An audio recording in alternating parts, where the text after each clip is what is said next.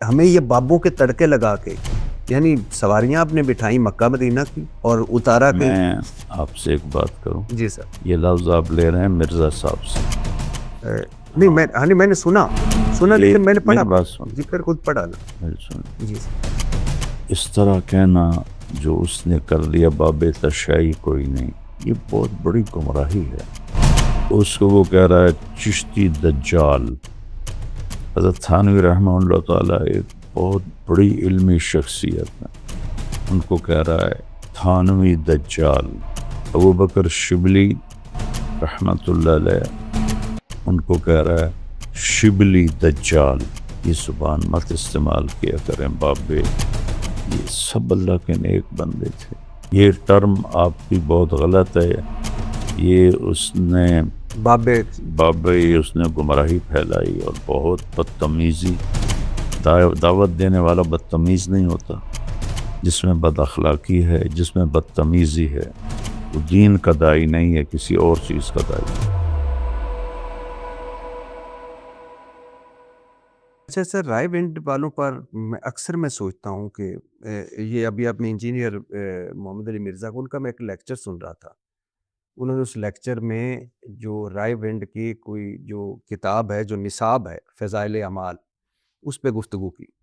میں نے سوچا کہ یہ فضائل اعمال پہ یہ کوئی یک طرفہ نہ ہو. میں نے خریدی وہ فضائل اعمال منگوائی اور اس میں اب اللہ رسول یعنی نام رائے ونڈ والے چلے مجھے ان کے بہت بڑا کام کر رہے ہیں. وہ اللہ 5 بر اعظموں میں تبلیغ اسلام کا نام، ان کی نیت پہ شک نہیں، ان کے کردار پہ شک نہیں. بڑے بڑے علماء بزرگ جید گزرے ہیں اور وہ نبی کی ایک سنت ہے. اب تو نبی نہیں آنے، اب تو آپ نہیں جیسے آپ کہتے ہیں، لیکن قرآن حدیث مطلب اللہ رسول کی باتوں کو انہوں نے بابوں کے ایسے تڑکے لگائے ہوئے ہیں. مثال کے طور پہ میں چند چیزیں آپ کے سامنے فضائل اعمال جو نصاب ہے رائے ونڈ کا، اس میں مولانا زکریا کی لکھی ہوئی کتاب ہے. یہ وہی مولانا زکریا ہیں جو 1926 میں تبلیغی جماعت کے بانی تھے، آپ کو تو پتہ ہی ہے. مولانا الیاس کے بھتیجے اور داماد، اور وہی مولانا زکریا جن کے پیر خلیل احمد سہارنپوری تھے. صفحہ نمبر 8 پر اس کتاب کی تمہید میں مولانا زکریا لکھتے ہیں 1938 میں میری عمر 40 سال کی تھی. ایک مرض کی وجہ سے دماغی کام روک دیا گیا. میں نے سوچا ان خالی ایام کو ایک بابرکت شغلے مشغلے میں صرف کروں، لہٰذا یہ کتاب لکھنا شروع کر دی. اگر میرے یہ اوراق پسند خاطر نہ ہوئے تب بھی میرے یہ خالی ایام اس مشغلے میں کٹ جائیں گے. اب جس بندے کو ایک مرض کی وجہ سے دماغی کام سے روک دیا گیا تھا، مطلب دماغ کا کام نہ کریں، وہ یہ کتاب لکھ رہے ہیں اور وہ پورے ایک نصاب ہے. آگے سنیے سر. ویسے اس پہ اگر آپ کوئی کہنا چاہیں تو یہ آگے تمہید میں کیا ہے؟ آگے کیا ہے؟ صفحہ نمبر 560 امام ابو حنیفہ کو اللہ نے صاحب کشف بنایا تھا. وہ جب کسی کو وضو کرتے ہوئے دیکھتے تو اس شخص کے اعمال مطلب گناہ بھی دیکھ لیتے، حتیٰ کہ یہ بھی پتہ چل جاتا ہے کہ گناہ کبیرہ کیا ہے یا گناہ صغیرہ، اور پھر لوگوں کو بتایا کرتے تھے تم یہ گناہ نہ کیا کرو یا تم گناہ کیا ہے توبہ کر لو. اب یہ نہ یہ کشف رسول کو ہے نہ یہ کشف صحابہ کو ہے کہ وضو کرتے ہوئے، لیکن چلو ان کو بھی چھوڑ دو. اللہ تو ستار العیوب نہیں ہے گناہوں پہ پردہ ڈالنے والا. کہ کیسا ایک امام ابو حنیفہ سے اس کے ساتھ گھڑ دیا کہ وہ لوگوں کو بتا رہے ہیں کہ تو ہن گناہ کبیرہ کر کے آئے، ہن گناہ صغیرہ کر کے آئے. مثال کے طور پہ میں ابھی آپ کے پاس بیٹھا ہوں تو کہ روزہ نہیں رکھا ہے تو، اور لوگ بیٹھے ہوئے ساتھ. یہ بھی اچھا. پھر آگے سنیے، اس پہ کوئی بولنا چاہیں گے بات کرنا؟ کریں کہ آپ پوری بات کریں. نہیں تو یہ کیوں گھڑا ہے انہوں نے؟ امام ابو حنیفہ صاحب کشف تھے تو حضرت عثمان رضی اللہ عنہ کی مجلس میں ایک شخص آیا. جی آپ نے فرمایا اب کیا ہوا لوگوں کو ہماری محفل میں آتے ہیں اور ان کی آنکھوں سے زنا ٹپک رہا ہوتا ہے. تو وہ کہتا ہے وہ شخص اوحی بعد الرسول، کہ اللہ کا رسول کے بعد بھی وہی آتی ہے؟ تو حضرت عثمان نے فرمایا نہیں، اللہ کے نبی کا فرمانا اتقوا فراست المومن فإنہ ينظر بنور اللہ. مومن کی فراست سے ڈرو، وہ اللہ کے نور سے دیکھتا ہے. تو یہ کرامات ہیں، ان کو مانے نہ مانے کوئی ایمان پہ آپ فرق نہیں پڑتا. یعنی آپ یہ سمجھتے ہیں کہ ابو حنیفہ کا صاحب کشف تھے؟ ہو سکتا ہے، اچھا. اور ان کو وضو کرتے ہوئے نظر آتا تھا؟ ہو سکتا ہے، بالکل ہو سکتا ہے۔ اچھا سر، آگے صفحہ نمبر 427 کوئی صوفی عبدالعزیز صاحب ہیں جو بالکل ان پڑھ ہیں، اس میں لکھا ہوا ہے، مگر یہ صاحب کسی کو حدیث بیان کرتے ہوئے اندازہ لگا لیا کرتے تھے کہ حدیث سچی ہے یا ضعیف حدیث۔ کیسے کہ فار ایگزامپل جب وہ حدیث بیان کر رہا ہوتا تھا تو صوفی عبدالعزیز کو اس کے منہ سے نور نکلتے نظر آتا تھا کہ حدیث سچی ہے جھوٹی۔ اب مجھے یہ سمجھ نہیں آئی کہ صوفی ان پڑھ آدمی، صوفی صاحب کو نور کیسے نظر آئے کہ یہ حدیث نور نظر آتا تو حدیث سچی، نور نظر آتا تو حدیث غلط۔ آپ پھر ریلیونٹ باتیں کر رہے ہیں۔ نہیں میں سر یہ ریلیونٹ نہیں ہے، یہ فضائل اعمال ہے سر۔ ایک ہمارے بہت بڑے جو ہم جن کی بہت 5-7 بر اعظموں میں تبلیغ ہو رہی ہے، ان کا نصاب ہے، اس نصاب میں یہ ہمیں یہ بابوں کے تڑکے لگا کے، یعنی سواریاں آپ نے بٹھائی مکہ مدینہ کی اور اتارا کہ میں آپ سے ایک بات کروں، جی سر۔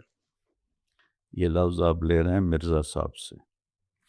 نہیں میں نے سنا لیکن میں نے پڑھا، میری بات سن، جی پھر خود پڑھا نا میری سنیں۔ جی سر۔ کسی کو حقارت سے بولنا، کسی کے بارے میں کسی کو حقیر سمجھنا، جی سر۔ اور خاص طور پر وہ لوگ جن کی ایک ہسٹری ہے، ان کو اس طرح کہنا جو اس نے کر لیا باب تشیع کوئی نہیں، یہ بہت بڑی گمراہی ہے۔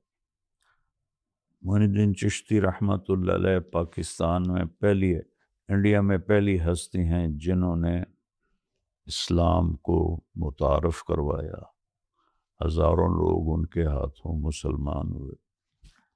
میری اپنی نسل کا پہلا بندہ ان کے ہاتھ مسلمان ہوا، اس کو وہ کہہ رہا ہے چشتی دجال۔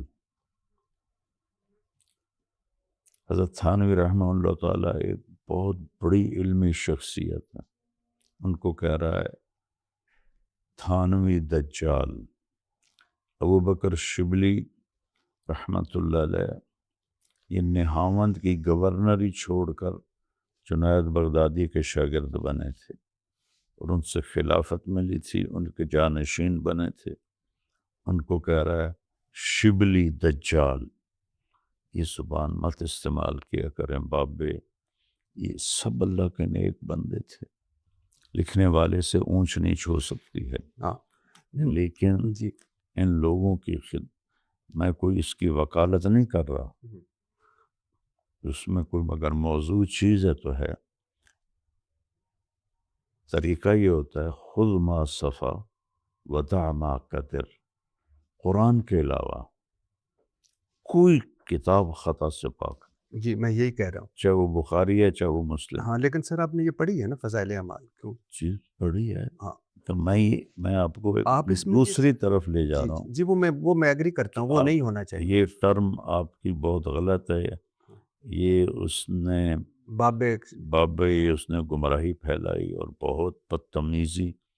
دعوت دینے والا بدتمیز نہیں ہوتا، دعوت دینے والا بد اخلاق نہیں ہوتا۔ جس میں بد اخلاقی ہے، جس میں بدتمیزی ہے، وہ دین کا داعی نہیں ہے، کسی اور چیز کا داعی۔ چلو سر، میں تو سر اس پہ ہوں کہ یہ جس میں یعنی ان کو بدل لینا چاہیے فضائل اعمال میں، اتنا بڑے یہ سیٹ اپ ہے۔ مولانا زکریا کہتے ہیں کہ میرے آ گئی ہے منتخب احادیث آ گئی ہے۔ مولانا زکریا صاحب کہتے ہیں کہ جب میرے والد کو دودھ چھڑایا گیا تو وہ پاؤ بھر سپارہ حفظ کر چکے تھے۔ امام ابو حنیفہ 40 یا 50 سال عشاء کے وضو سے فجر پڑھتے ہیں، آپ پتہ نہیں کس سے پتہ چلا۔ شیخ عبدالقادر جیلانی 12 سال جنگلوں میں پتے کھا کر گزارا کرتے۔ شیخ عبدالقادر جیلانی ماں کے پیٹ سے 14 سپارے حفظ کر کے آئے۔ میں ابھی وہ سن رہا تھا، آپ نے شاید سنی، وہ میں غوث الاعظم کا دھوپی ہوں۔